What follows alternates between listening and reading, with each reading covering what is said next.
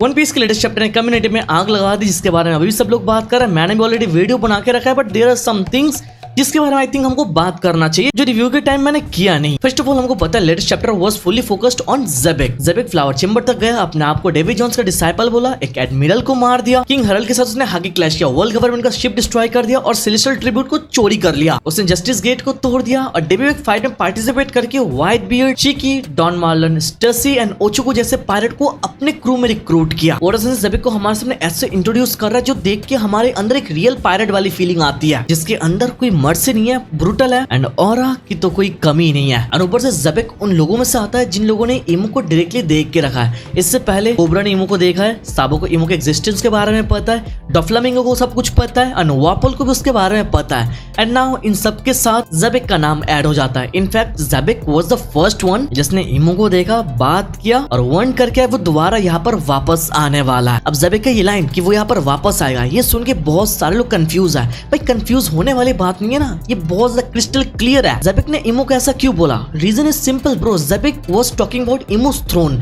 इमो जिस थ्रोन में बैठा है, जो इमो को दुनिया का राजा बनाता है, the hidden king of the world, जिस सीट में किसी को बैठना नहीं था उस सीट में इमो बैठ रहा है। तो ज़ेबेक ये वर्ड्स के जरिए इमो को डायरेक्टली थ्रेट दे रहा है कि वो उसको थ्रोन को लेने के लिए बहुत ही जल्द आने वाला है। बट हमको पता है बीच में गॉड वैले इंसिडेंट होगा, जहां पर रॉक्स पायरेट्स के अगेंस्ट में पूरा सिचुएशन चला गया, बिकॉज रॉजर पायरेट्स, गार्ब, सारे marines, at that time Holi night का लीडर गार्लिंग फिगल एंड सब लोग उसके अगेंस्ट में थे। 1v एवरीवन कर लिया उसने। ज़ेबेक वहां पर अकेले पड़ गया था एंड मोस्ट लाइकली उसके क्रूमेट ने भी उसको धोखा दे दिया, जिसकी वजह से वो वहां पर डिफीट हो गया। हाँ, अब यहाँ पर तुम सवाल कर सकते हो कि भाई तुझे कैसे पता चला उससे क्रूमेट ने उसको धोखा दिया। मैं बस ये अज्यूम कर रहा हूँ बिकॉज कायदो ने बोल के रखा था जो पायरेट्स है वो तुमको हमेशा धोखा देंगे, जब तुम हार जाओगे वो तुमको छोड़ के भाग जाएंगे।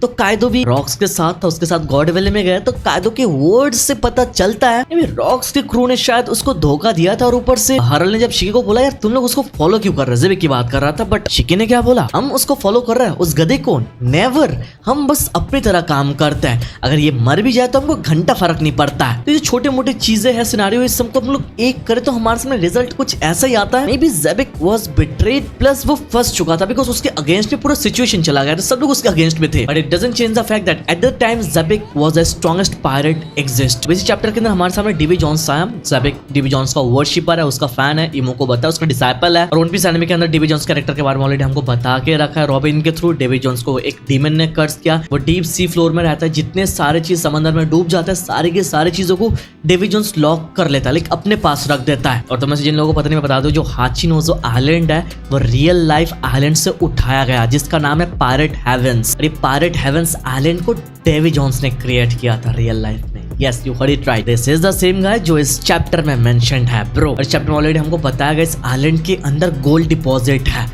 तो इस आइलैंड में जो ट्रेजर है मोस्ट लाइकली वो डेवी जोन्स का ट्रेजर था। So Davy Jones is an important figure for sure, जिसके बारे में फ्यूचर में ओडासन से बहुत कुछ रिवील करेंगे। डेवी जोन्स के बारे में हम लोग बात करते हैं, हम लोग डेवी बैक फाइट गेम के बारे में बात करता है थोड़ा। चलो वन पीस मांगा में हमारे सामने reveal of for the very first time Davy back fight start हुआ था पायरेट आइलैंड में। और वन पीस मांगा से हम लोग ऑलरेडी पता चल गया रॉक्स पायरेट्स ने इस पायरेट आइलैंड को अपने अंडर में ले लिया था, बट उनका एरा भी चला गया। अब ये पायरेट आइलैंड किसके अंडर में? ब्लैक बियर्ड के अंडर में। और इस चैप्टर में रॉक्स ने क्लियरली बता दिया वो पायरेट आइलैंड को अपना बेस बना के नेवी को डिस्ट्रॉय करेगा, होली लैंड को डिस्ट्रॉय करेगा, फिर इस दुनिया का राजा बन जाएगा। तो बेसिकली ज़ेबेक का एक ही गोल है, दुनिया का राजा बनना। वो कहीं पर किसी भी टाइम ऐसा कभी बोला भी नहीं कि वो पायरेट किंग बनना चाहता है, नेवर। उसने क्लियरली बोला वो पूरी दुनिया का राजा बनना चाहता है, दैट्स इट। और हमको ये भी पता है ब्लैक बियर्ड ने भी आज तक एक सिंगल पैनल में कभी बोला ही नहीं कि उसको पायरेट किंग बनना है, नेवर। उसके क्रूमेट ने खुद बोल के रखा है कि उसको पूरी दुनिया चाहिए, द वर्ल्ड मेंशन किया गया। तो ब्लैक बियर्ड को भी पूरी दुनिया का राजा बनना है अपने बाप की तरह। अगर हम लोग इस पूरे सिनेरियो को लाइन बाय लाइन देखें तो हमारे सामने क्लियर एक रिजल्ट आता है। डेवी बैक फाइट स्टार्ट हो पायरेट आइलैंड में बहुत ही लंबे टाइम पहले, और हाचिनोजो जो अभी पायरेट आइलैंड है, और ये पायरेट आइलैंड एक रियल लाइफ आइलैंड से इंस्पायर्ड है, जिसका नाम है पायरेट हेवन, जिसको डेवी जोन्स ने क्रिएट किया है। यहाँ पर Davy Jones, Roxy, Xebec, Blackbeard तीनों एक साथ मिल जाता है। It's more like Davy Jones is a character जो जॉय बॉय के ऑपोजिट में है। बट शायद डेवी जोन्स अभी इस टाइम में नहीं है, बट उसका विल रॉक्स ने कैरी किया था, उसको वर्शिप किया, उसका फैन अपने आप को बोला इमू के सामने, बट रॉक्स भी मर चुका है। अब ये सेम विल कैरी कर रहा है ब्लैक बियर्ड, बिकॉज वो सेम टू सेम सारे काम कर रहा है। वर्ल्ड गवर्नमेंट के साथ गार्प को लेकर नेगोशिएट करना चाहता है, पायरेट आइलैंड को अपने अंडर में ले लिया, अपने शिप का नाम सेवर ऑफ जेबेक रख लिया, और उसको भी चाहिए द एंटायर वर्ल्ड।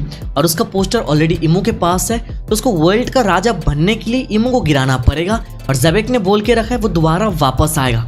जेबेक तो नहीं आएगा, बट उसका बेटा जरूर जाएगा। Just imagine black beard versus emu समा इन फ्यूचर।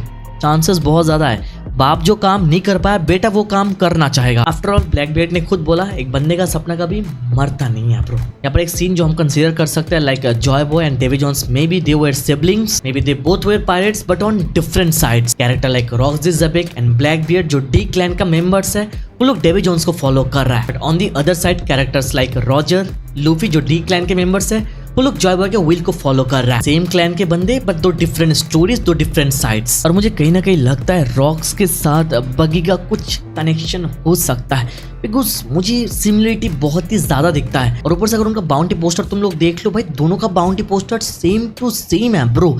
इवन तो रॉक्स का अभी तक वो बाउंटी रिवील हुआ नहीं, but I am damn sure उसका बाउंटी लेवल सबसे ज्यादा होने वाला है, बिकॉज उसने लिटरली एडमिरल को डायरेक्टली मार दिया रेवेरे में जाके। बट अभी के लिए ये अलग बात है कि हमको बताया गया रॉक्स एम्पायर ब्लैक बियर्ड का बाप है, बगी का नाम मेंशन नहीं किया, बट क्या पता एडिटर शायद ये बात हमसे छुपा रहा है, बाद में जाके रिवील कर सकता है। और हमने इस चैप्टर में देखा रॉक्स एंड हरल्ड ने हागी क्लैश किया, जिसने स्काई को स्प्लिट कर दिया, जस्ट लाइक अदर यंकोस जो रॉजर एंड व्हाइट बियर्ड के केस में हुआ, व्हाइट बियर्ड एंड शैंक्स के केस में हुआ, बिग मॉम एंड कायदो के केस में हुआ, कायदो एंड लुफी के केस में हुआ।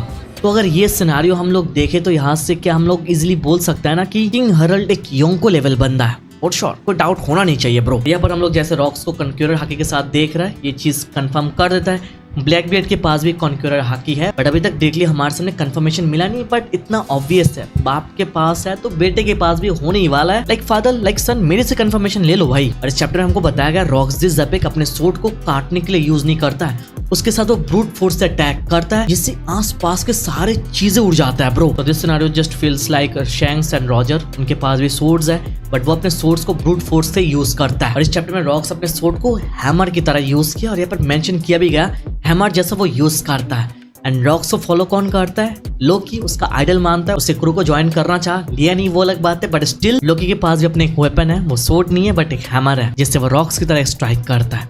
कनेक्शन बहुत ज्यादा है, लोकी का आइडल आफ्टर ऑल। यहाँ पर ना एक सीन है, अगर तुम लोग ठीक से देखो तो ये तुम्हारे लिए विजिबल है। रॉक्स लोकी दोनों सेम कपड़े पहनता है, रॉक्स यहाँ पर जो पहन के रखा है लोकी को भी ये पहनते हुए हम लोगों ने देखा है ब्रो।